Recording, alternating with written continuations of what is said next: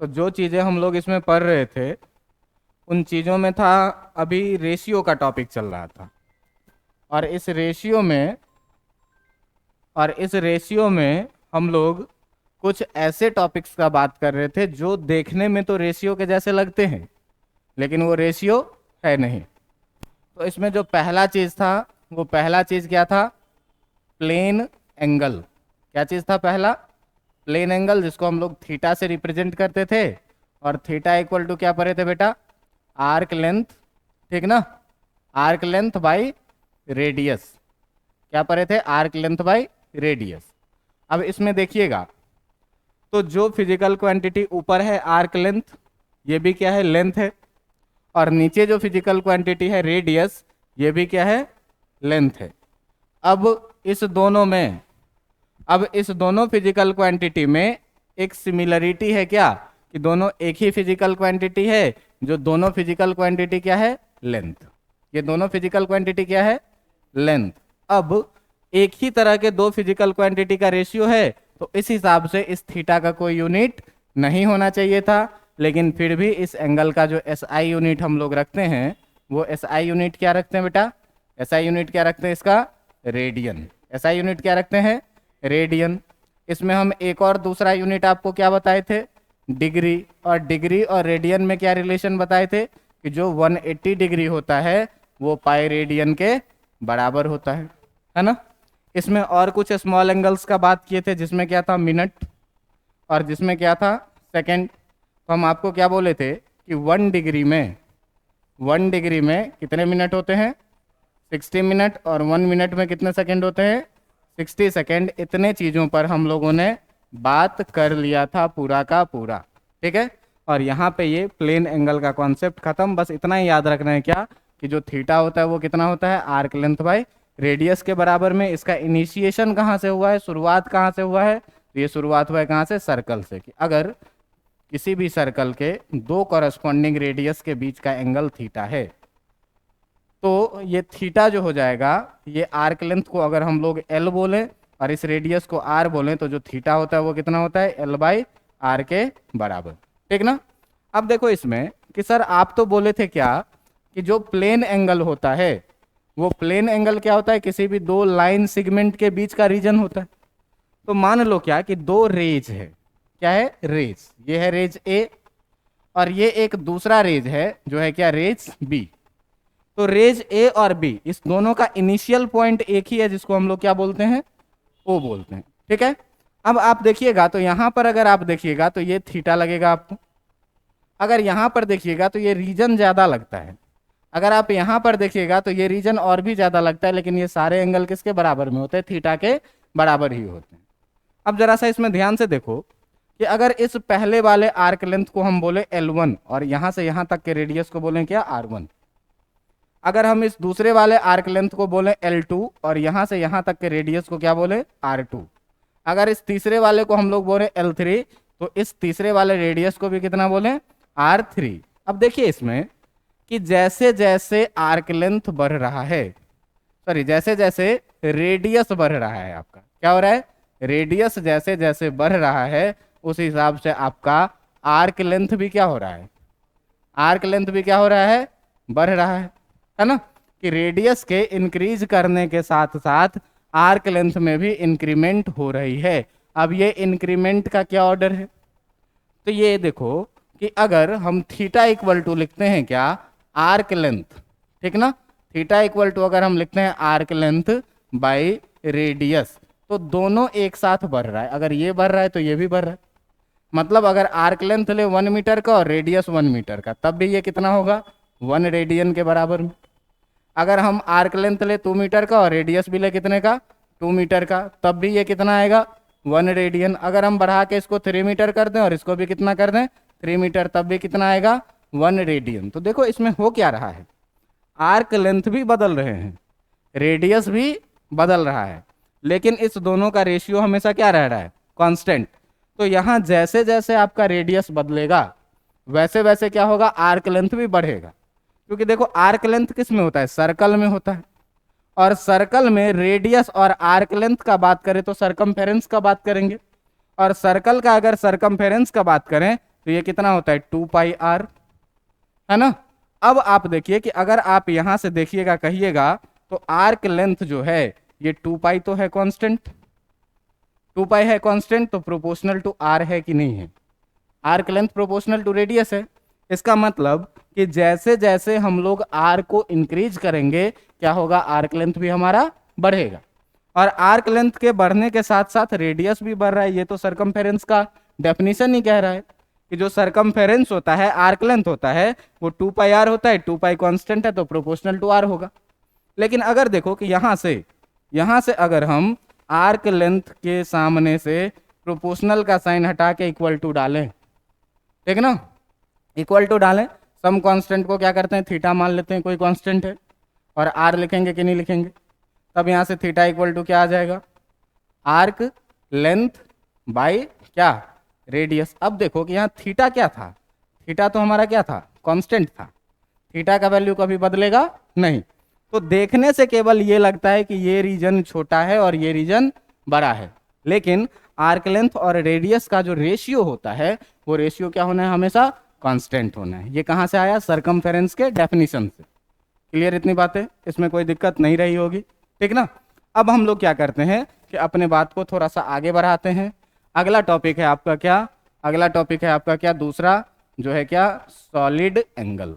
क्या है, solid angle. और ये सॉलिड एंगल को हम लोग रिप्रेजेंट करते हैं किस चीज से, तो फिजिक्स में रेजिस्टेंस का यूनिट आप पढ़े होइएगा क्या, ओम, पढ़े हुए ना, ओम।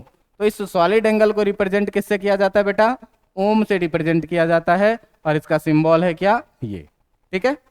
अब देखो कि ये सॉलिड एंगल होता क्या है, सॉलिड एंगल होता क्या चीज है। तो आपने कभी जोकर कैप देखा हुआ है, आइसक्रीम कोन देखा हुआ है, तो दोनों में ये देखो कि ये एक सॉलिड मान लो, तो इस सॉलिड में तुमको यहाँ पर कुछ एंगल बना हुआ दिख रहा है क्या, यहाँ पर भी कुछ एंगल बना हुआ दिख रहा है क्या। इसी एंगल को, किसी सॉलिड के लिए जो आपको रीजन दिखता है उसी रीजन को क्या बोला जाता है, सॉलिड एंगल। अब मान लो क्या कि एक हमारे पास स्फीयर था, एक क्या था, स्फीयर था। अब इस स्फीयर का रेडियस अगर हम लोग मान लें कि इस स्फीयर का रेडियस है कितना, आर, ठीक है। और इस स्फीयर में से इस कोन के जैसा कोई मटेरियल हम लोग क्या करें, काट के निकाल लें। कोन के जैसा कोई मटेरियल क्या किया, हम काट के निकाल लें। काट के निकालेंगे तो तुम देखो कि जो एरिया कटा हुआ ये एरिया है, ये वाला एरिया निकलेगा कि नहीं, इसका एरिया हम लोग क्या मान लेते हैं, ए, ठीक है। तो सॉलिड एंगल का जो डेफिनेशन आया है आपके पास कि जो कह रहा है क्या कि ये सॉलिड एंगल जो होगा, जो सॉलिड एंगल इक्वल टू होगा, ये होगा एरिया बाय रेडियस का स्क्वायर। क्या होगा, एरिया बाय रेडियस का स्क्वायर, ठीक ना।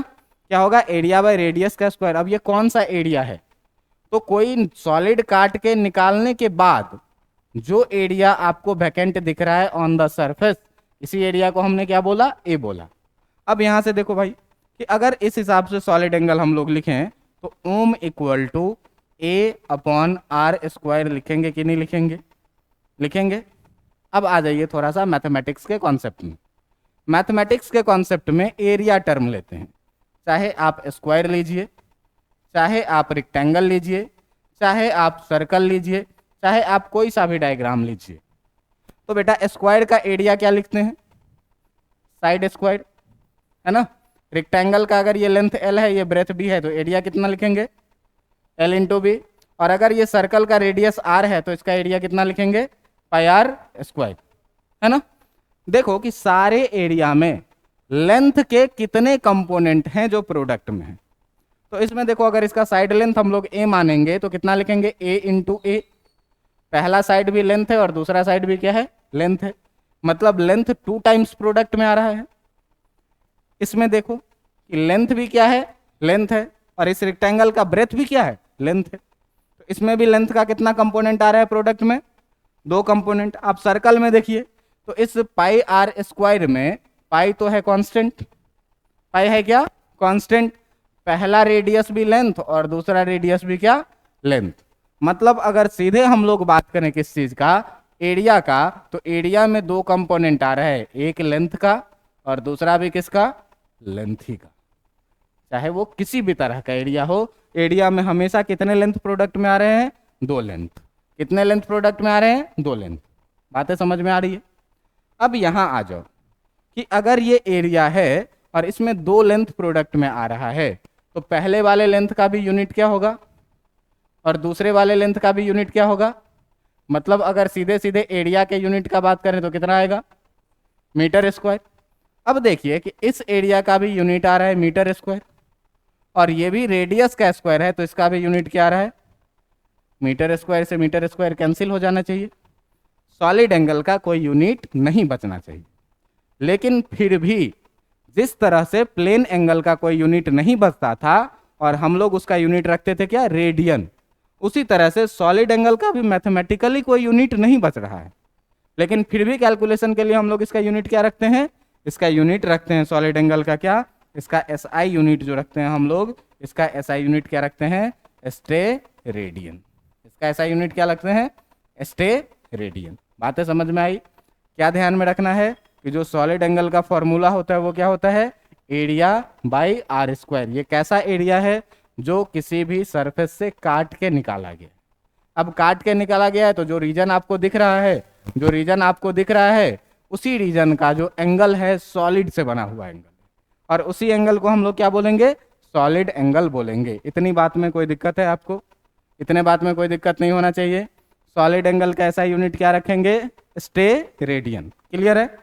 अब देखो कि अगर इसमें एक क्वेश्चन आपसे पूछ दिया जाए क्या, अगर इसमें एक क्वेश्चन आपसे क्या पूछ दिया जाए क्या, कि find the magnitude of solid angle. किस चीज का, सॉलिड एंगल फाइंड करना है at the centre of sphere. अगर किसी स्फीयर के सेंटर पे आपको सॉलिड एंगल फाइंड आउट करना है तो आप बताइए कि कितना होगा, है ना। अब देखो क्या कह रहा है कि एक स्फीयर है, तो ये रहा अपना स्फीयर, है ना, ये रहा अपना स्फीयर। अब मान लेते हैं क्या कि इस स्फीयर का रेडियस है कितना, आर। तो पूरे स्फीयर के लिए जो तुम्हारा सॉलिड एंगल का डेफिनेशन है एरिया बाई आर स्क्वायर, तो पूरे स्फीयर के लिए जो एरिया हो जाएगा ये क्या हो जाएगा, total surface area of sphere हो जाएगा कि नहीं हो जाएगा। पूरे स्फीयर के लिए सेंटर पे एंगल निकालना है, मतलब ये पूरा का पूरा सॉलिड एंगल निकालना है।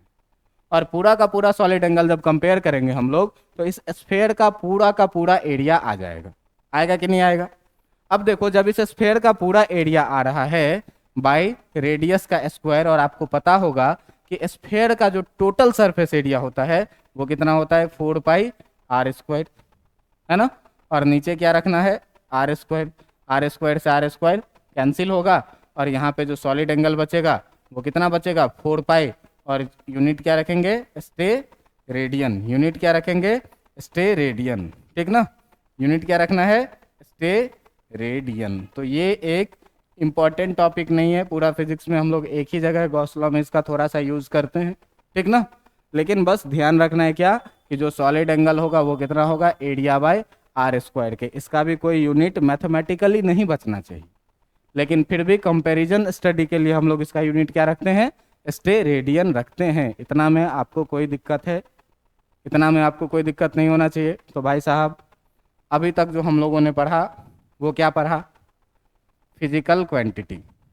सबसे पहले क्या पढ़े, फिजिकल क्वांटिटी। इससे पहले भी क्या पढ़े थे, फिजिक्स का डेफिनेशन, ठीक ना।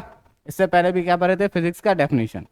अब इसमें कैटेगराइज किए थे डिपेंडेंट होने के बेसिस पे, ठीक ना, डिपेंडेंट होने के बेसिस पे, और एक दूसरा था क्या, इंडिपेंडेंट होने के बेसिस पे। पहला कैटेगरी यही था, ठीक ना, इंडिपेंडेंट होने के बेसिस पे। तो जो डिपेंडेंट होता था उसको क्या बोलते थे, डिराइव्ड क्वांटिटी, है ना, उसको क्या बोलते थे, डिराइव्ड क्वांटिटी। और जो डिपेंडेंट नहीं होता था, इंडिपेंडेंट होता था, उसको क्या बोलते थे, फंडामेंटल क्वांटिटी। ये था डिपेंडेंट होने से और इंडिपेंडेंट होने से, ठीक ना। अब इसमें फंडामेंटल क्वांटिटी के बारे में कितने फंडामेंटल क्वांटिटी को देखे थे? तो ओनली 7 फंडामेंटल क्वांटिटी, ठीक ना। केवल कितने फंडामेंटल क्वांटिटी थे? 7 फंडामेंटल क्वांटिटी थे। बाकी जितने भी बच गए वो सारे क्या थे? डिराइव्ड क्वांटिटी थे। अब आए दूसरे कैटेगोराइज में, तो दूसरे कैटेगोराइज में हम लोग किस बेसिस पर किए थे? तो ऑन द बेसिस ऑफ, किसके बेसिस पर? Magnitude and direction, on the basis of magnitude and direction. Magnitude और डायरेक्शन के बेसिस पे दो तरह का, पहला में क्या? वेक्टर, और दूसरा में क्या? दूसरा में क्या? स्केलर, है ना। और इसमें एक तीसरा भी क्या? टेंसर, है ना। इन 3 चीज़ों पर बात कर लिए थे। उसके बाद एक और पढ़े थे, क्या? रेशियो। ये इतने कैटेगरी में हम लोगों ने क्या किया? फंडामेंटल क्वांटिटीज को तोड़ा था अलग अलग बेसिस पर, ठीक है। अब आज का जो टॉपिक शुरू करने वाले हैं, ये अभी तक हम लोग क्या पढ़े उसका एक रिकैप्चुलेशन था, ठीक है। अब हम क्या करेंगे कि आगे जो आपको शुरू करने वाले हैं उस टॉपिक का नाम है क्या? यूनिट, ठीक ना। उस टॉपिक का नाम क्या है? यूनिट, ठीक ना। उस टॉपिक का नाम क्या है? यूनिट। अब देखो बेटा कि किसी भी फिजिकल क्वांटिटी को अगर रिप्रेजेंट करना है तो आप फिजिकल क्वांटिटी क्या, जो हमारे चारों तरफ घट रही है चीज़ें, जो हमारे नेचुरल फेनोमेनन्स हैं, उसमें अगर आप डिस्टेंस मेजर करेंगे तो क्या बोलेंगे? आप घर से चल के आए हैं, कितना दूर चल के आए हैं? 20 किलोमीटर। तो 20 बोले हो और 1 किलोमीटर बोले हो, है ना। क्या बोले हो? एक 20 और 1 किलोमीटर। तो किसी भी फिजिकल क्वांटिटी को कंप्लीटली रिप्रेजेंट करने के लिए, किसी भी फिजिकल क्वांटिटी को कंप्लीटली रिप्रेजेंट करने के लिए मैग्नीट्यूड की जरूरत होती है, जिसको आपने 20 बोला है, ठीक ना। और इसके साथ हम लोग क्या करते हैं? यूनिट को मल्टीप्लाई करते। जैसे एग्जाम्पल देखो कि अगर बात करें लेंथ का, अगर बात करें किस चीज का? लेंथ का। लेंथ क्या है भाई? एक फिजिकल क्वांटिटी है, और इस फिजिकल क्वांटिटी को आप कितना लिखिएगा? 20 किलोमीटर लिखे हैं। इसमें जो न्यूमेरिक वैल्यू आपको दिख रहा है, ये न्यूमेरिक वैल्यू क्या है? मैग्नीट्यूड है। और इसके साथ जो एक अल्फाबेटिकल दिख रहा है वो क्या है? इसका यूनिट। समझ में आ रहा है बात? तो कोई भी जो फिजिकल क्वांटिटी होता है वो मैग्नीट्यूड और यूनिट का क्या होता है? प्रोडक्ट होता है, ठीक है। कोई भी फिजिकल क्वांटिटी क्या होता है? मैग्नीट्यूड और यूनिट का प्रोडक्ट। अब इसमें सबसे इंपॉर्टेंट बात यह है कि जो मैग्नीट्यूड होता है, ठीक ना, जो मैग्नीट्यूड होता है वो इन्वर्सली प्रोपोर्शनल होता है किस चीज के? यूनिट के। क्या होता है? Magnitude is inversely proportional to unit. ये इंपॉर्टेंट बात है, ठीक ना, कि मैग्नीट्यूड क्या होगा? यूनिट के इन्वर्सली प्रोपोर्शनल होगा। सर इस स्टेटमेंट का मतलब समझ में नहीं आया, है ना।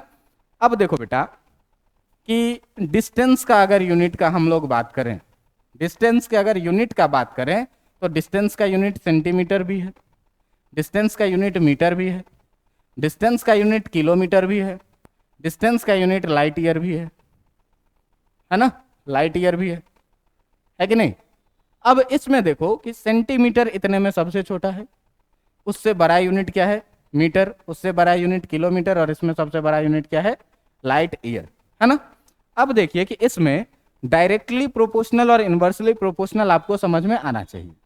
तो डायरेक्टली प्रोपोर्शनल का मतलब क्या होता है कि अगर एक क्वांटिटी के बढ़ने के साथ साथ दूसरा क्वांटिटी भी क्या करे? इंक्रीज करे।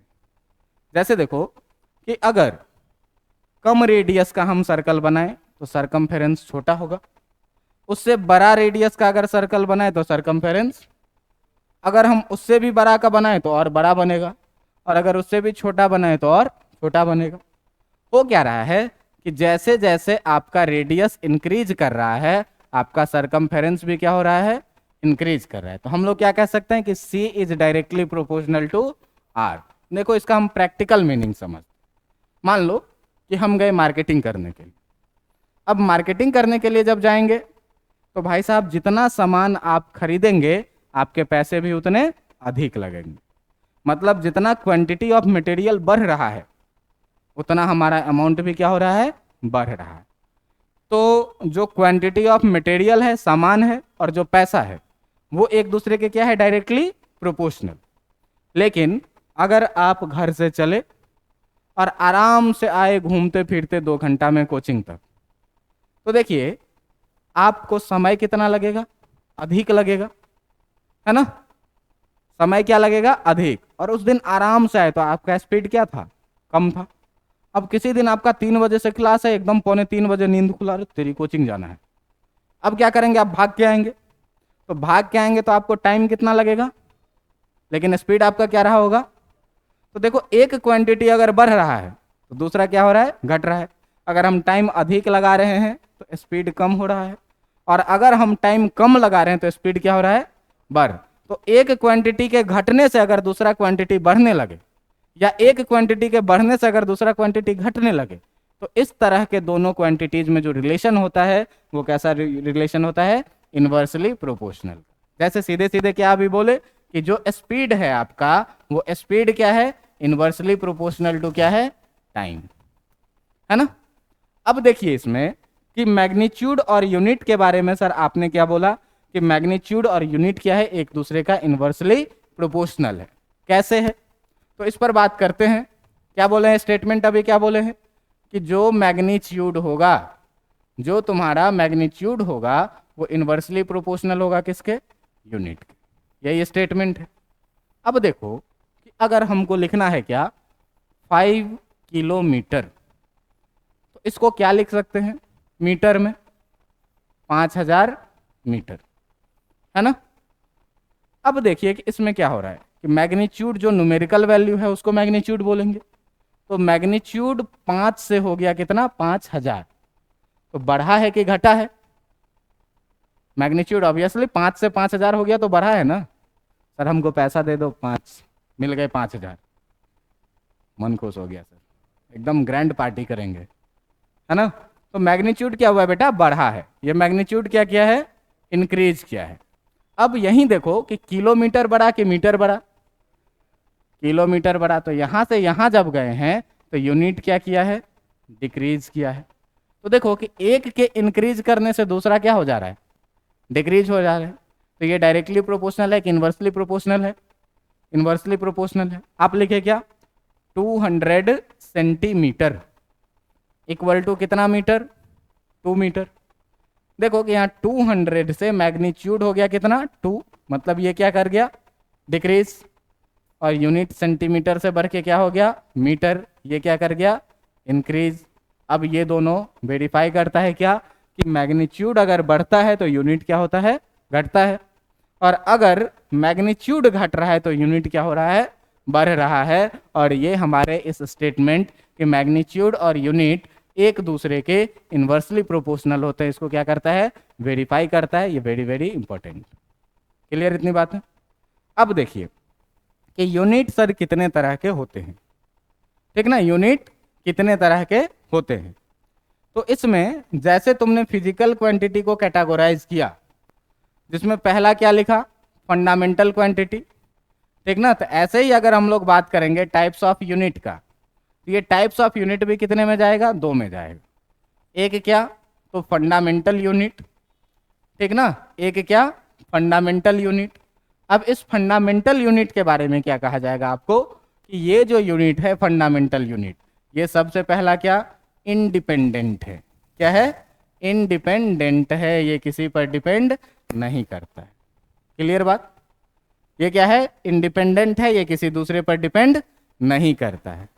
तो अब कितने हैं, तो फंडामेंटल क्वांटिटीज कितने हैं, 7 है। तो उसी तरह से जो फंडामेंटल यूनिट होगा वो भी कितना होगा, 7 होगा, है ना। तो अब देखो कि इसका सीधे सीधे हम लोग डेफिनेशन क्या लिखेंगे, तो लिखेंगे क्या कि the unit by which fundamental quantity is represented, fundamental quantity is represented, कि जिस यूनिट के सहायता से हम लोग क्या करते हैं, फंडामेंटल क्वांटिटी को रिप्रेजेंट करते हैं, ऐसे ही क्वांटिटी को क्या बोलते हैं, फंडामेंटल यूनिट बोलते हैं। अब फंडामेंटल यूनिट का प्रॉपर्टी क्या है, तो सबसे पहला प्रॉपर्टी क्या कि ये क्या है, इंडिपेंडेंट है, ये किसी दूसरे पर डिपेंड नहीं करता है। क्यों? कि फंडामेंटल क्वांटिटी भी किसी दूसरे पर डिपेंड नहीं करता है। अब कितने फंडामेंटल क्वांटिटीज होंगे, फंडामेंटल यूनिट्स होंगे? तो देयर आर कितने? ओनली 7, ठीक ना? Only 7 fundamental units. कितने हैं भाई? केवल 7 फंडामेंटल यूनिट है। जितने फंडामेंटल क्वांटिटी उतने फंडामेंटल यूनिट, ठीक ना? अब कौन कौन से? तो फिर से एक बार हम लोग चलेंगे उसी टेबल के तरफ, जो टेबल हम लोग कुछ दिन पहले बनाए थे फंडामेंटल क्वांटिटीज में, है ना? तो आज का जो टेबल होगा वो थोड़ा सा बड़ा टेबल होगा पिछले दिन के अपेक्षा। बस टर्म्स हम लोग उतने ही रखेंगे, ठीक ना?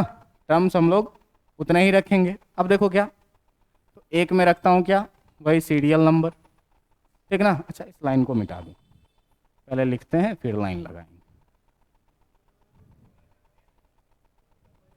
रहने दो, कोई बात नहीं, देसी हैं भाई, देसी होके जियो, ठीक ना? यहाँ हम लोग क्या लिखेंगे? Name of fundamental quantity. इसमें क्या लिखेंगे? नेम ऑफ फंडामेंटल क्वांटिटी, ठीक ना? Name of fundamental quantity. और यहाँ पर हम लोग जो दूसरा कॉलम बनाएंगे उसमें बनाएंगे क्या? पहले खाली यूनिट लिखे थे, आज लिखेंगे क्या? Fundamental unit.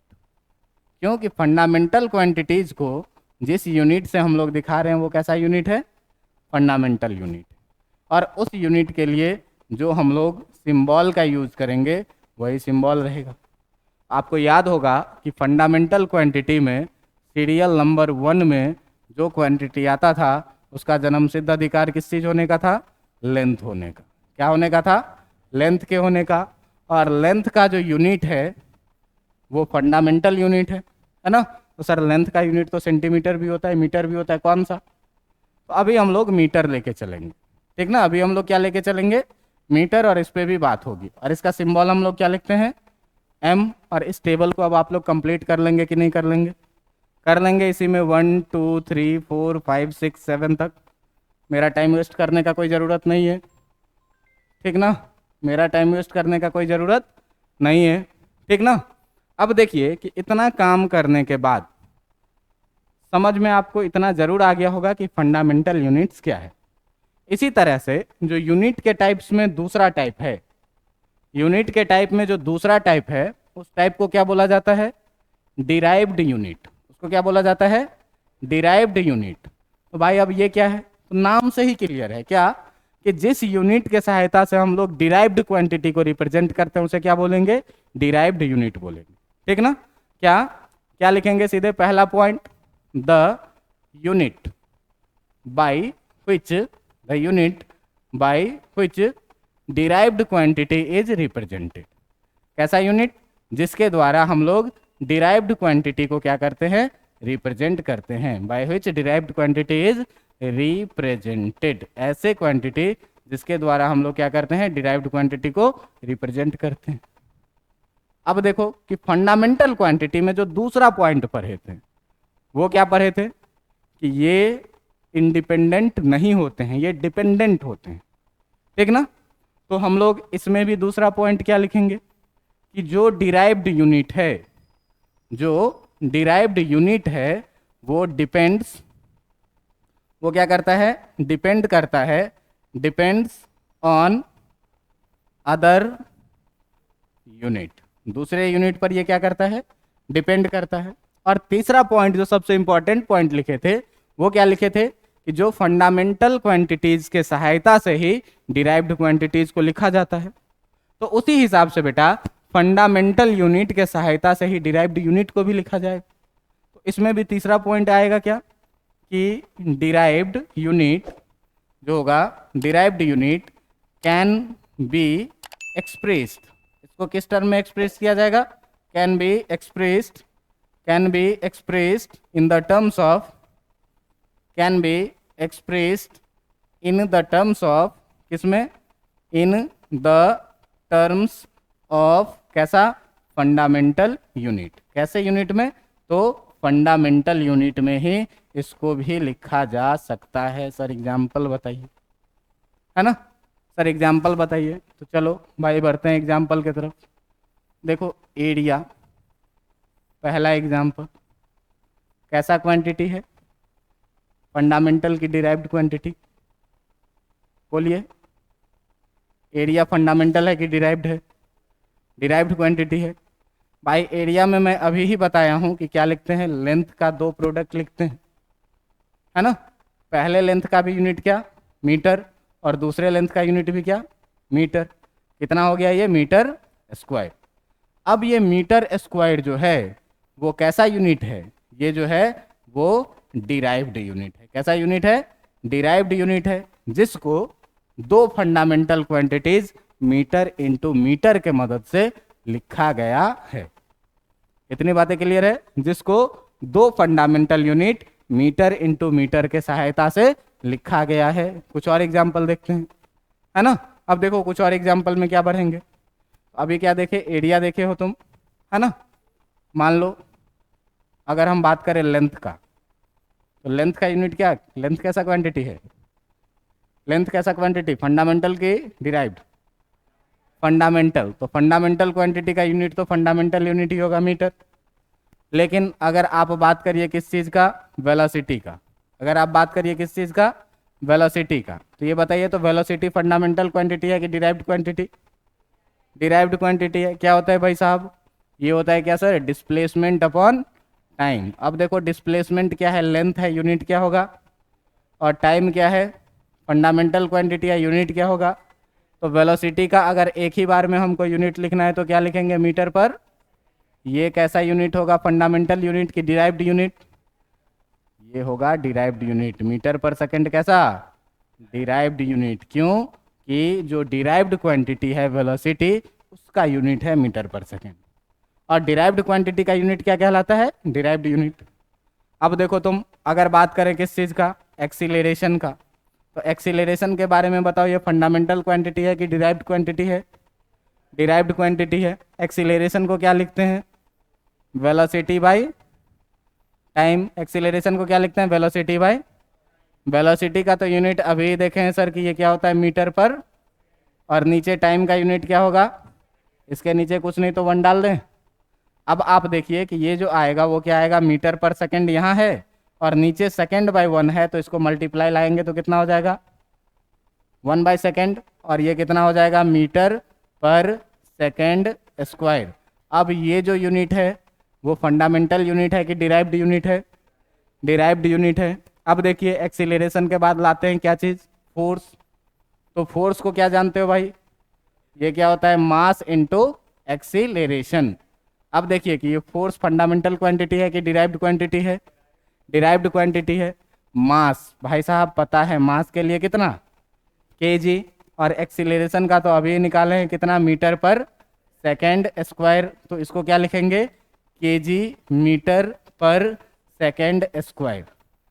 अब देखो कि ये यूनिट जो है ये फंडामेंटल यूनिट है कि डिराइव्ड यूनिट है, डिराइव्ड यूनिट है। आप लोग जानते होइएगा कि सर फोर्स का तो यूनिट न्यूटन हम लोग पढ़े हैं, है ना। फोर्स का यूनिट क्या पढ़े हैं, तो ये न्यूटन यही होता है, समझे। ये न्यूटन क्या होता है, यही होता है, केजी मीटर पर सेकेंड स्क्वायर। इस तरह से बेटा बहुत सारे फंडामेंटल क्वांटिटीज के सहायता से, अब देखो कि ये फोर्स का जो डिराइव्ड यूनिट है उसमें केजी, ये कैसा यूनिट है, फंडामेंटल के डिराइव्ड, खाली केजी फंडामेंटल। अगर ये मीटर है ये फंडामेंटल है कि डिराइव्ड है, फंडामेंटल। अगर ये सेकेंड है तो फंडामेंटल है कि डिराइव्ड है। लेकिन सारे फंडामेंटल को जब हम एक साथ मिला के लिख रहे हैं तो ये किसका यूनिट बन रहा है, डिराइव्ड का कि फंडामेंटल का। बातें समझ में आ रही है कि नहीं आ रही है, आ रही है। अब देखिए कि इतना करने के बाद, फंडामेंटल और डिराइव्ड यूनिट को करने के बाद जो हमारा एक टॉपिक आता है वो आता है क्या, सिस्टम ऑफ मेजरमेंट। क्या आता है, सिस्टम ऑफ मेजरमेंट। अभी हम लोग फंडामेंटल क्वांटिटीज पढ़ रहे थे, फिजिकल क्वांटिटीज पढ़ रहे थे, उसके बाद यूनिट पढ़े। ये भी देखे कि यूनिट में और मैग्नीट्यूड में क्या रिलेशन है, तो दोनों एक दूसरे के डायरेक्टली प्रोपोर्शनल कि इन्वर्सली प्रोपोर्शनल। हाँ डायरेक्टली नहीं तो सर इन्वर्सली, इन्वर्सली नहीं तो डायरेक्टली, दिमाग में कुछ नहीं, ठीक ना। क्या बोले, सिस्टम ऑफ मेजरमेंट पढ़ेंगे। क्या पढ़ेंगे, सिस्टम ऑफ मेजरमेंट। अब देखो कि इस सिस्टम ऑफ मेजरमेंट में आप लोग पढ़े होइएगा 3 तरह का सिस्टम। एक पढ़े होइएगा क्या, एफपीएस सिस्टम, दूसरा में क्या पढ़े होइएगा, सीजीएस सिस्टम, और तीसरा में क्या पढ़े होइएगा, एमकेएस सिस्टम। ये कौन से क्लास में, तो ये पढ़े होइएगा 9th क्लास। नहीं पढ़े हैं, कोई बात नहीं, लॉकडाउन था सर, है ना। अब देखो इस सिस्टम में, एफपीएस सिस्टम में हमारे पास 3 चीज है जनरली अभी। ये क्या है, लेंथ, ये क्या है, मास, और ये क्या है, टाइम। तो एफपीएस सिस्टम कहती है क्या कि अगर तुम लेंथ को मेजर करोगे, तो लेंथ को मेजर करोगे तो किस में मेजर करोगे, फुट में। आप लोग जानते हो ना 1 फुट 12 इंच, है ना। ये कहता है क्या कि अगर तुम मास को मेजर करोगे तो किस में मेजर करोगे, पाउंड में। केक आता है ना 1 पाउंड का, 2 पाउंड का, 1.5 पाउंड का, तो वो मास होता है। और अगर टाइम को तुम मेजर करोगे तो एस फॉर सेकेंड है। एफपीएस सिस्टम यही कहता है। सीजीएस सिस्टम क्या कहता है, तो सीजीएस सिस्टम कहता है कि अगर आपको लेंथ को मेजर करना है तो आप मेजर करिए किस चीज में, सेंटीमीटर में। अगर आपको मास को मेजर करना है तो किस में करिए, ग्राम में। और अगर टाइम को मेजर करना है तो आप किस में करिए, सेकंड में। तीसरा आता है एमकेएस सिस्टम। अब ये सिस्टम क्या कहती है कि अगर आपको मास को मेजर करना है, ठीक ना, लेंथ को मेजर करना है तो आप किस में करिए, मीटर में करिए। मास को मेजर करना है तो आप किलोग्राम में कीजिए। और अगर टाइम को मेजर करना है तो किस में करिए, सेकेंड में करिए। अब इस सारे सिस्टम के बाद भी एक आया चौथा में। चौथा में क्या आया, एसआई सिस्टम। क्या आया चौथा में, एसआई सिस्टम। आप लोग पढ़े होइएगा, है ना। तो अब क्यों इतने सारे सिस्टम्स आए, कैसे कैसे डेवलपमेंट हुआ, कैसे कौन सा सिस्टम फेल हुआ, क्यों दूसरा सिस्टम को लाना पड़ा, और लास्टली क्यों हम लोग एसआई सिस्टम को पढ़ते हैं, इस पर एक 10 मिनट का बुलेटिन आपको अगले क्लास में आते आते सुनाएंगे। स्टोरी बहुत मज़ेदार स्टोरी है, सुनिएगा और ये सारी कहानी क्या हो जाएगी, याद हो जाएगी। देखो इस सिस्टम में सीधे याद रखना है, length, mass, time. F for foot, P for pound, S for second, C for centimetre, G for gram, S for second, M for metre, K for kilogram, S for second. इतना आप लोग याद करिएगा। और तब हम अगले दिन आते आते ही आपको क्या बताएंगे कि फुट पाउंड सेकेंड पद्धति क्या थी, क्यों थी, कहाँ से निकली, क्यों खत्म हो गई, सीजीएस सिस्टम क्या थी, क्या जरूरत पड़ा, क्या कमियां निकली कि खत्म हो गई, एमकेएस सिस्टम क्या थी, क्यों चल रही है, फिर एसआई सिस्टम क्यों आया, है ना। इन सारे बातों पर हम लोग चर्चा करेंगे कि कौन कहाँ से आया, क्यों आया और ख़त्म क्यों हो गया। और अभी अगर हम लोग एमकेएस का और एसआई सिस्टम का यूज़ करते हैं तो अभी तक क्यों यूज़ करते हैं, ये हम लोग कब पढ़ेंगे, अगले क्लास में। अब देखो जो बोरिंग लेक्चर था तुम्हारा, ये क्या हो गया, ख़त्म। क्योंकि यहाँ से थ्योरेटिकल पोर्शन क्या होता है आपका, ख़त्म हो जाता है, ठीक ना।